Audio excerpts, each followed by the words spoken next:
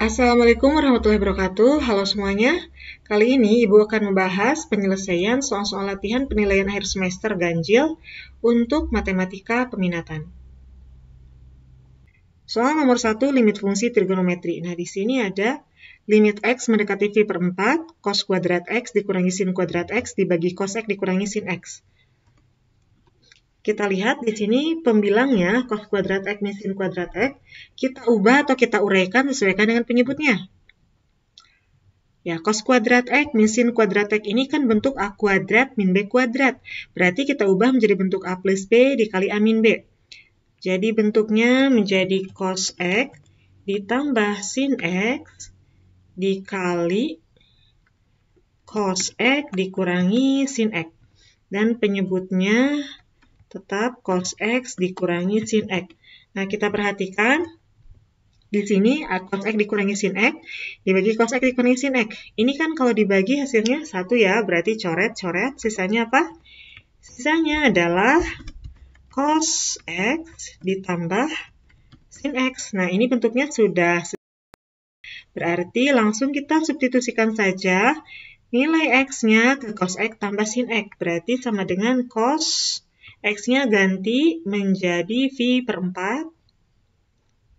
V per 4 ditambah sin X-nya ganti juga menjadi V per 4. Cos V per 4 sama dengan berapa nilainya? Ya, setengah akar 2. Kemudian ditambah sin V per 4 nilainya setengah akar 2 juga. Kemudian setengah akar 2 ditambah setengah akar 2. Setengah tambah setengah 1 akar 2. Jadi hasil akhirnya adalah akar 2. Kemudian soal selanjutnya, limit X mendekati 0, sin 2X kali sin 3X dibagi tan 3X dikali tan 2X. Nah, kita perhatikan di sini limitnya X mendekati 0, maka kita gunakan sifat-sifat limit untuk X mendekati 0. Di sini ada sin per tan, ada sin per tan. Berarti langsung saja ini hasilnya 2 dibagi 3. Jadi ini 2 per 3 dikali, yang ini juga bentuknya sin per tan, 3 dibagi 2. Berarti di sini 3 per 2. Maka hasilnya 2 kali 3, 6. 3 kali 2, 6. 6 per 6, maka hasilnya adalah 1. Nah, nomor selanjutnya, di sini ada limit X mendekati tak hingga. 3X kuadrat tambah 5X min 1 dikali 2X pangkat 3 dikurangi 10 dibagi 2X dikali X pangkat 4 dikurangi X tambah 1. Nah, kita lihat di sini pangkat tertingginya semuanya ada di paling depan kan. Nah, jadi ini tidak perlu kita kalikan, ya tidak perlu kita kali-kalikan semuanya. Jadi kita kali-kalikan saja yang bagian depannya. 3X pangkat 2 dikali 2X pangkat 3. Maka ini hasilnya berapa? Ya, 6X pangkat 3X pangkat 2 kali 2X pangkat 3, 6X pangkat 5. Kemudian ditambah dan seterusnya. Ya, nggak perlu dikalikan semuanya ya, karena pangkat tertingginya ini sudah yang paling depan. Kemudian penyebutnya juga. Kalikan saja yang paling depannya, 2X dikali X pangkat 4, hasilnya adalah 2X pangkat 5. Ya, ditambah dan seterusnya. Maka hasilnya, ini kita perhatikan untuk limit X mendekati tak hingga, kita gunakan cara cepat. Di sini pangkat tertinggi pembilang sama dengan pangkat tertinggi penyebut. Maka sesuai dengan cara cepat atau rumus cepat yang sudah kita pelajari, jika pangkat tertinggi pembilang sama dengan pangkat tertinggi penyebut, maka ini isinya tinggal kita bagi saja nilai variabel pada pangkat tertinggi pembilang dengan nilai variabel pada pangkat tertinggi penyebut. Maka hasilnya berapa? Ya, hasilnya ini tinggal 6 dibagi 2. 6 dibagi 2 sama dengan sama dengan 3. Kemudian nomor selanjutnya lagi, limit X mendekati tak hingga akar 9X kuadrat dikurangi 5X dikurangi akar 8X kuadrat ditambah X. Nah, kita perhatikan X kuadratnya yang kiri dan yang kanan. Di sini, yang sebelah kiri lebih besar daripada yang kanan. Maka berdasarkan rumus cepat, jika nilai variabel X kuadratnya sebelah kiri lebih dari yang sebelah kanan, maka hasilnya adalah pahingga. Ya, dan jika yang sebelah kiri lebih kecil daripada yang sebelah kanan, maka hasilnya adalah 0. Ya, jangan lupa ya, itu rumus cepatnya. Jadi untuk yang ini hasilnya adalah positif pahingga. Nomor selanjutnya, limit X mendekati pahingga 3X min 2 dikurangi akar 9X kuadrat dikurangi 11X dikurangi 3. Nah, di sini yang sebelah kiri tidak mengandung akar, jadi kita samakan. Yang sebelah kiri kita ubah bentuknya 3X min 2 dikuadratkan. Kenapa ini dikuadratkan? Karena kan kita akan mengubahnya menjadi bentuk akar. Agar nilainya tidak berubah, nilai asalnya tidak berubah, maka ini kita akarkan, kemudian kita kuadratkan. Seperti kita tahu, jika suatu bilangan dikuadratkan kemudian diakar, maka hasilnya adalah bilangan itu sendiri. Jadi tidak akan mengubah nilai asalnya. Oke. Dikurangi ini.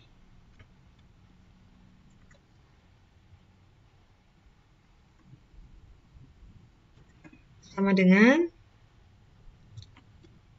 kita kuadratkan, 3X min 2 dikuadratkan, hasilnya berapa? Ya, 9X pangkat 2 dikurangi 2 kali 3X, 6X, dikali min 2, min 12X, ditambah 4, dikurangi yang ini. Nah, bentuk kiri kanannya sudah mengandung akar, berarti langsung kita gunakan cara cepat yang sudah dipelajari pada pertemuan di kelas. Ya, di sini nilai variabel X pangkat 2-nya, dua-duanya sudah sama, 9 dan 9. Berarti cara cepatnya, ya yang pangkat satunya berapa di sini? Min 12. Kalau yang ini min 11. Berarti sama dengan negatif 12 dikurangi yang sebelah kanan nilainya negatif 11 dibagi 2 akar A. A-nya berapa? A-nya 9, berarti 2 akar 9. Sama dengan min 12 ditambah 11, negatif 1 ya.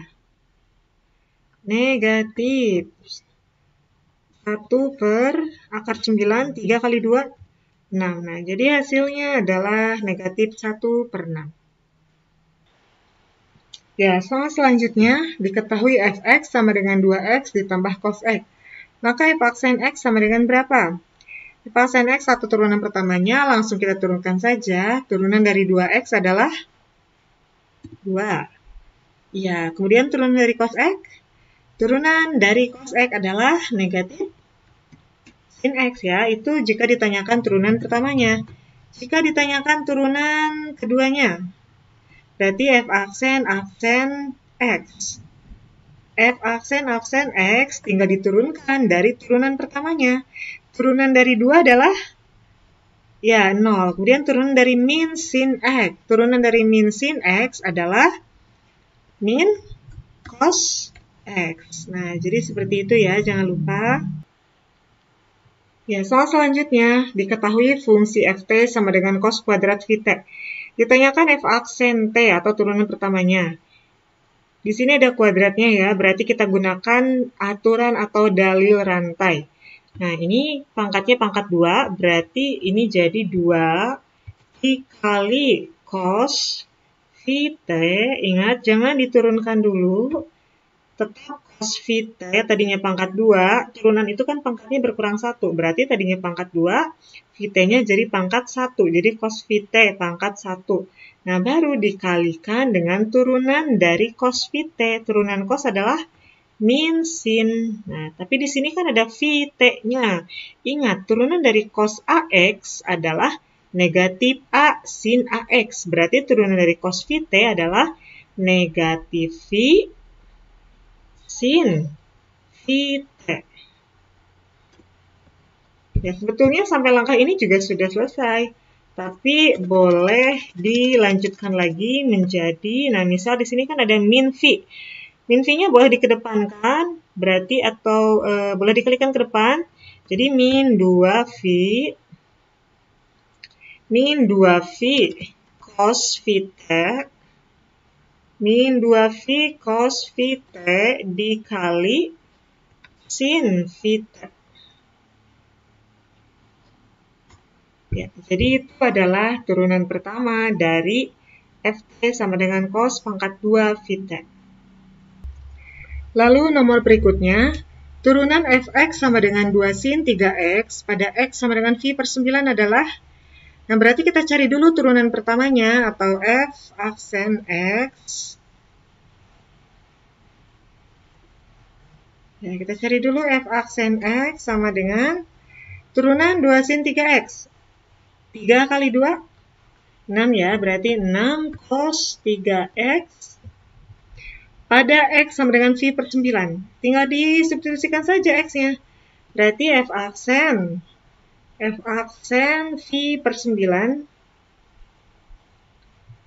F aksen V per 9 sama dengan 6 cos 3 dikali, ini kan 3x. X-nya disubstitusi dengan V per 9. 3 dikali V per 9.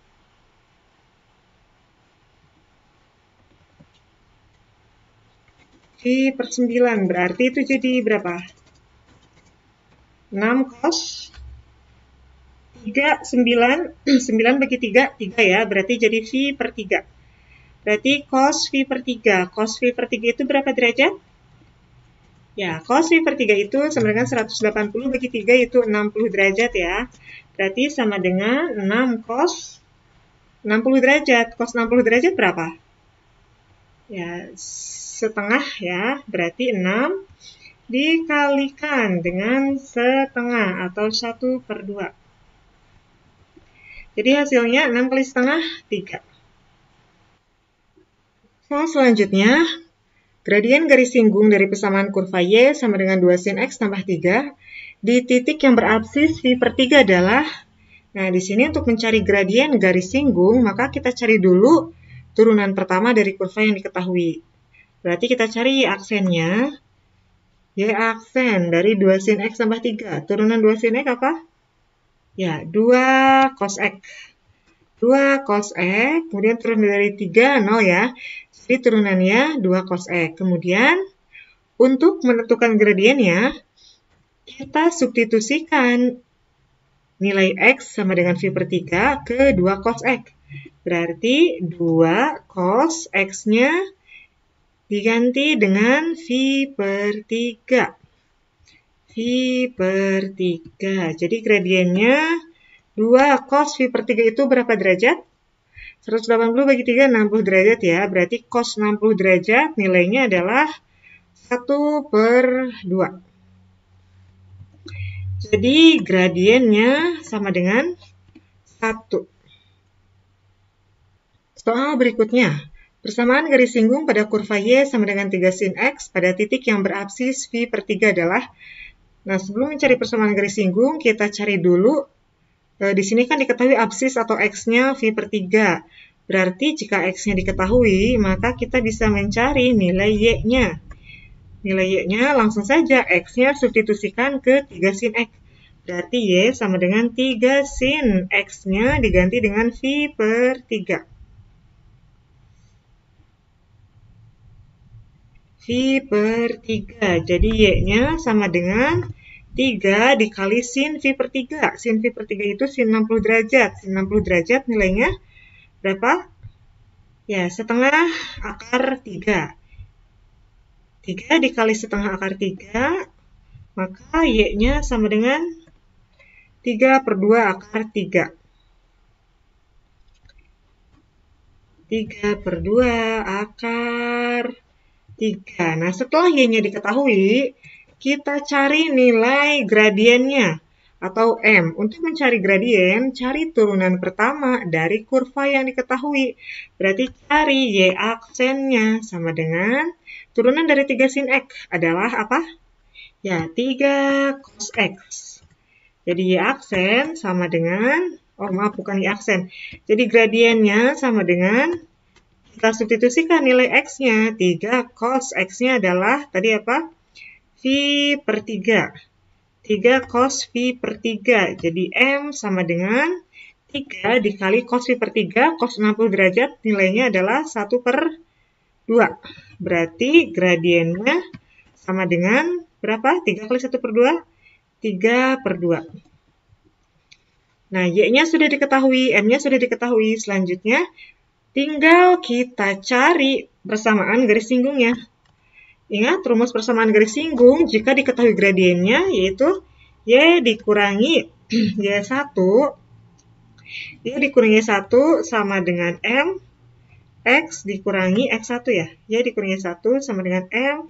X dikurangi X1. Sebentar. X dikurangi X1. Y dikurangi Y1-nya tadi berapa Y-nya? 3 per 2 akar 3. Berarti Y dikurangi 3 per 2 akar 3 sama dengan M. Tadi gradiennya adalah 3 per 2. 3 per 2 X dikurangi X1. Tadi absisnya berapa? Diketahui absisnya V per 3. Berarti X1-nya kita ganti dengan V per 3. V per 3. Nah, selanjutnya, ini boleh dikali-kalikan ya. 3 per 2 kali X, 3 per 2 kali V per 3. Atau cukup ubah saja bentuknya menjadi 3 per 2 kali X dikurangi V per 3 ditambah, ini kan min 3 per 2 akar 3. Ya, kita jadikan ruas kirinya Y saja, berarti Y sama dengan 3 per 2 X dikurangi V per 3 ditambah 3 per 2 akar 3. Nah, jadi persamaan garis singgungnya adalah ini. Soal berikutnya, nah ini tentang masalah maksimum dan minimum ya. Silakan dibaca lagi buku catatannya untuk soal-soal yang berhubungan dengan masalah maksimum minimum. Ini salah satu contohnya. Proyek pembangunan suatu gedung dapat diselesaikan dalam X hari dengan menghabiskan biaya proyek per hari sebesar 3X dikurangi 180 ditambah 5.000 per X, Rp100.000. Biaya minimum proyek pembangunan gedung tersebut adalah titik-titik juta rupiah. Nah, oke, yang pertama kita hitung biaya totalnya ya. Di sini kan diketahui biaya per harinya, maka biaya totalnya atau kita misalkan sebagai BX misalnya, tadi kan sebanyak X hari, berarti biaya total sebanyak X dikalikan dengan ini, dengan biaya per harinya. X dikali dengan 3X dikurangi 180 ditambah 5.000 per X. Maka BX-nya adalah, kita kali-kalikan, X kali 3X, 3X pangkat 2 ya, 3X pangkat 2. Kemudian X dikali min 180, min 180X. Kemudian X dikali 5.000 per X. X habis, berarti ini hasilnya 5.000. Nah, jadi rumus biaya totalnya adalah 3X kuadrat dikurangi 180X ditambah 5.000, Rp100.000. Ini Rp100.000. Kemudian yang ditanyakan biaya proyek minimum gedung tersebut. Nah, kita ingat agar minimum syaratnya adalah B aksen E harus sama dengan 0 atau turunan pertamanya harus sama dengan 0. Maka kita turunkan dari persamaan yang ini, dari persamaan biaya totalnya, 3X kuadrat turunannya adalah 6X, kemudian min 180X turunannya negatif 180 sama dengan 0.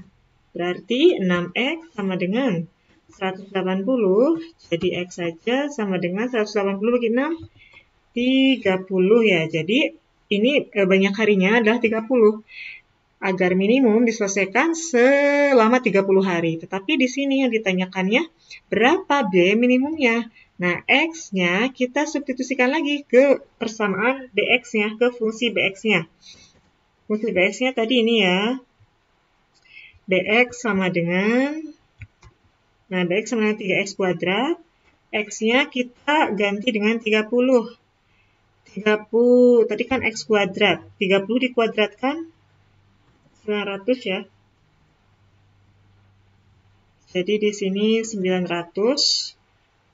Kemudian 180 dikali 30 ditambah 5.000, 100.000 rupiah. Jadi BX sama dengan 3 dikali 900 berapa? 2.700 dikurangi 180 kali 30, 5.400 ditambah 5.000. Jadi sama dengan berapa hasil akhirnya?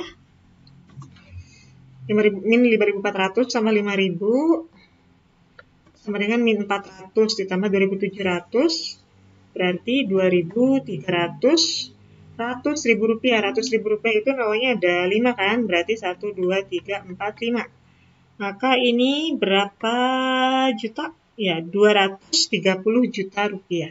Nah, jadi biaya minimum proyek pembangunan gedung tersebut adalah 230 juta rupiah. Lalu soal berikutnya tentang masalah kecepatan dan percepatan.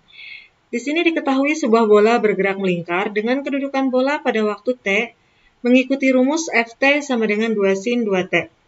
Fungsi kecepatannya adalah berapa, kemudian berapa kecepatannya jika T sama dengan V per 12. Oke, yang pertama ditanyakan fungsi kecepatan. Seperti kita tahu, rumus kecepatan itu, atau bahwa kecepatan itu adalah turunan pertama dari fungsi kedudukan atau dari posisi asalnya. Nah, di sini diketahui fungsi kedudukannya adalah Ft sama dengan 2 sin 2T. Berarti langsung kita turunkan saja untuk mencari kecepatannya. Jadi Vt sama dengan turunan dari 2 sin 2T. Turunan sin adalah cos ya. Kalau 2 sin 2T turunannya berarti 2 kali 2, 4 cos 2T. Nah, ini adalah fungsi kecepatannya. Kemudian, jika diketahui T-nya sama dengan V per 12, maka kecepatan jika diketahui T-nya V per 12, tinggal disubstitusikan saja. Tinggal disubstitusikan ke 4 cos 2. T-nya diganti dengan V per 12. Nah, sama dengan, berarti ini sama dengan 4 cos 12 bagi 2, 6 ya. Jadi V per 6. Cos V per 6. Cos V per 6 itu berapa derajat? 180 bagi 6, 30 derajat ya. Berarti 4 dikali cos 30 derajat. 4 dikali cos 30 derajat. 4 dikali cos 30 adalah setengah akar 3. 1 per 2 akar 3. Sama dengan hasil akhirnya 2 akar 3. Ya, itu untuk masalah kecepatan dan percepatan. Kalau ditanyakan percepatan adalah turunan pertama dari kecepatan. Berarti tinggal turunkan saja lagi dari 4 cos 2T. Percepatannya berarti turunan cos adalah min sin. Berarti 2 kali 4 negatif 8 sin 2T. Nah, gitu ya. Ya, jadi itulah pembahasan contoh soal-soal latihan penilaian akhir semester Matematika Peminatan kelas 12. Silahkan dilatih lagi contoh soal dan bentuk-bentuk soal yang lainnya. Dan jangan lupa subscribe. Terima kasih. Assalamualaikum warahmatullahi wabarakatuh.